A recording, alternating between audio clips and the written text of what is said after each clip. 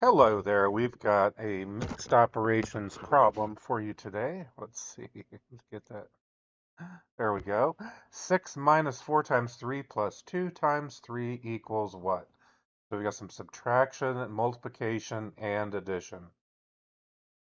So if you'd like to, you can try to solve the problem on your own, and we'll come back and work this out together. So if you'd like to, you can pause, and we'll be right back.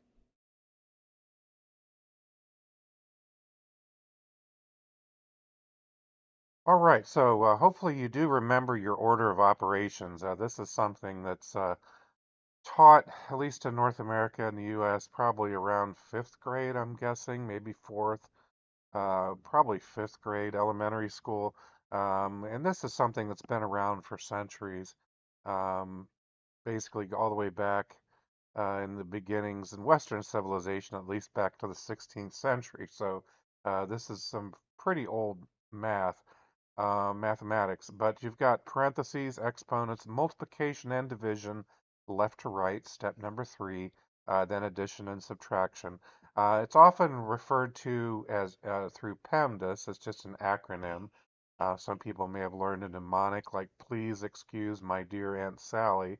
It's just those are just memorization tools, and they definitely came around a lot later than the order of operations itself. I don't really like the acronyms like PEMDAS and so on because a lot of people misinterpret them and they assume they're a six-step checklist. There's really only four steps. You got to remember multiplication and division have equal precedence, and addition and subtraction do also. But I'll see a lot of people keep arguing, no, multiplication's always before division or addition is before subtraction just because they memorized six letters.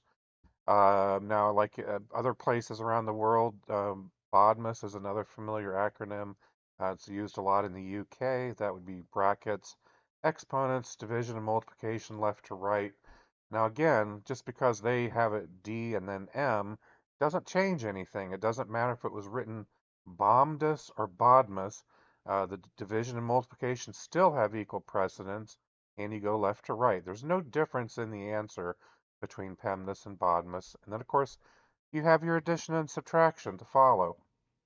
Um, Now, in this case, we do not have any brackets or parentheses. We don't have any exponents or orders if you're looking at BODMAS. We don't have any division, but we do have multiplication. So what we're really doing here is we do have multiplication, so multiplication takes precedence. Now, I know there's a lot of people out there who do not really understand order of operations, and as soon as they don't see any brackets or they don't see any parentheses, they automatically assume you just toss out the order of operations. That's not true. You go down the list. You don't have brackets, you don't have exponents, we don't have any division, but we do have multiplication. Multiplication is repeated addition. It's shorthand for repeated addition. So it still takes precedence over addition and subtraction, unless you've got parentheses that change the order somewhere. So we would definitely will solve the multiplication first. So in this case, we have two areas of multiplication. You've got 4 times 3, and you've got 2 times 3. 4 times 3 is 12. We bring that down here. 2 times 3 is 6. So you're left with 6 minus 12. Well, that's going to end up being negative 6 plus 6. You know, we should know the answer already. 6 minus 12 is negative 6 plus 6 is just 0. So the correct answer to this problem would be 0.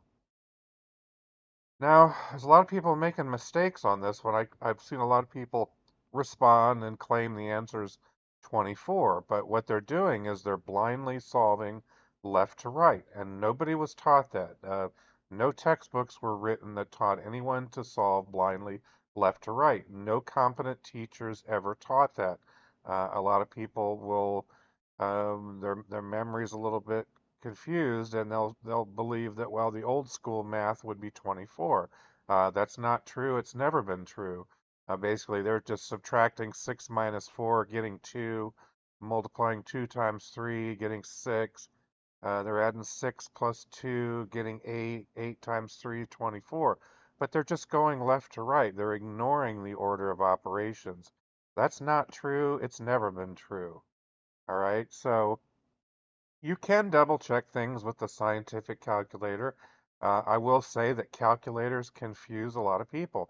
A lot of people will pull out their dollar store calculator and say, well, look, my calculator said it's 24. But if you use a scientific calculator, a calculator that works in expression mode, you will get the correct answer of 0. This is from a Windows computer using the scientific mode. Now, if you use standard mode, this calculator works in what's called immediate execution mode, and you're going to get the wrong answer if you try to enter the whole thing in and hit the equal sign. But it comes down to, why do calculators sometimes disagree on this problem? All right. Well, because some basic or older calculators don't strictly follow order of operations. They might simply evaluate expressions from left to right, which can lead to incorrect results like this. And basically, it walks through exactly what I did before, how you get 24. That's not correct because it ignores the multiplication priority that exists in PEMDAS and BODMAS and BEDMAS and BIDMAS. Frankly, the multiplication priority that has existed in the order of operations all the way back um, beyond the 1600s, honestly. The order of operations was in some of the earliest books of algebra in the 16th century, but it really goes back beyond that. And look at the formula for the area of a circle, pi r squared. The exponents r squared are solved before you multiply pi times r squared. So already, look at the formula for the area of the circle. Pretty old formula. I would guarantee it's been around a very long time. It follows the order of operations. All right, so immediate execution mode is something that I mentioned before. Immediate execution mode versus expression mode. Now, some calculators, your better calculators are programmed. Well, no, your simple calculators are programmed for immediate execution mode. And what that does is it calculates each operation immediately as soon as you press an operator key. It's common in your very basic four-function calculators, like some of the ones used in elementary school, some of the ones that you might buy at the dollar store, your little $1, $2 calculator that you get. Um, if you have this problem, 6 minus 4 times 3 plus 2 times 3, it will actually just solve it like this. 6 minus 4 equals 2. 2 times 3 is 6. 6 plus 2 equals 8. It basically solves it as if you're hitting the equal sign after every operation. Every time you hit an operator key, it's going to resolve that operation. And that's not correct. The calculator is fine, but you need to understand how that calculator works when you enter in a mixed operations problem like this that involves multiplication, division, addition, subtraction, where you're mixing them together. Addition and subtraction's fine. You can use a four-function calculator and you're just adding and subtracting, you're fine. But it's when you throw in multiplication and division that you're going to end up getting the wrong answer if you don't understand how to use it. All right. And why is this a problem? Well, if you're just typing in the whole expression and hitting the equal sign in an immediate execution mode calculator, you're ignoring the order of operations.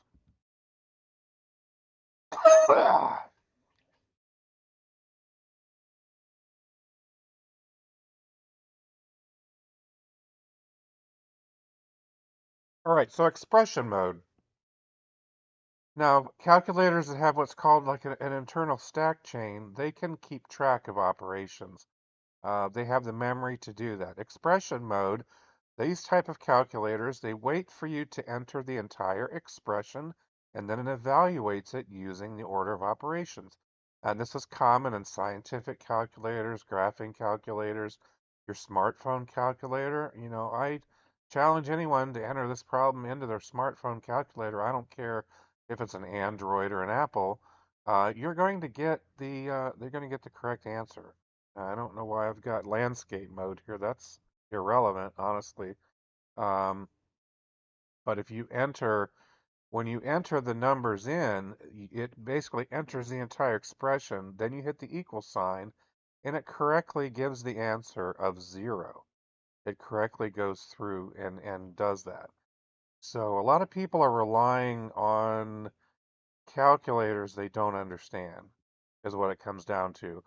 But like I said before, there's nothing wrong with an immediate execution mode type of calculator if you know how to use it. So how do you get the correct answer on an immediate execution type of calculator? Well, you need to manually guide the calculator by using intermediate steps and following PEMDAS or BODMAS. And again, I don't really like the acronyms. I would just say following the order of operations yourself. So what you would need to do with this type of a calculator, if you're using your little dollar store calculator that you bought, you would need to do the multiplications first, right? So you do the 4 times 3 first, you get 12. You do the 2 times 3, and you get 6. And then in step 2, you substitute the values back. 6 minus 12 plus 6. And you're going to end up step 3 left to right, add, subtract. 6 minus 12 is minus 6, so you're subtracting 12 from the 6. You get minus 6, negative 6. Negative 6 plus 6 is 0. That is the answer. Um, Pretty simple stuff, really. You just have to understand how to use your calculator. Um, you'll get the correct answer this way, even if you enter it on a basic calculator. So if you're unsure about your calculator's mode, if you're not sure if you've got a scientific calculator or whatever, um, you can test it with this simple problem. 2 plus 3 times 4. Well, right off the bat, 3 times 4 is 12. 12 plus 2 is 14. If you enter in 2 plus 3 times 4 and hit the equal sign, and it gives you the answer of 20, then your calculator is working in immediate execution mode and giving you the wrong answer. If you're using an immediate execution mode calculator, the correct way to solve the problem is to multiply 3 times 4, giving you 12, and then doing an addition of 12 plus 2 and getting 14. Now, if you enter 2 plus 3 times 4 and hit the equal sign and you get the answer of 14, then you know that your calculator is using expression mode and giving you the correct answer. All right, so hopefully this video has been helpful. Hope you've learned something. Maybe you've learned a little bit more about calculators, but if the video has been helpful, please consider liking, sharing, subscribing, and that's all very helpful. And I look forward to seeing everybody in the next video.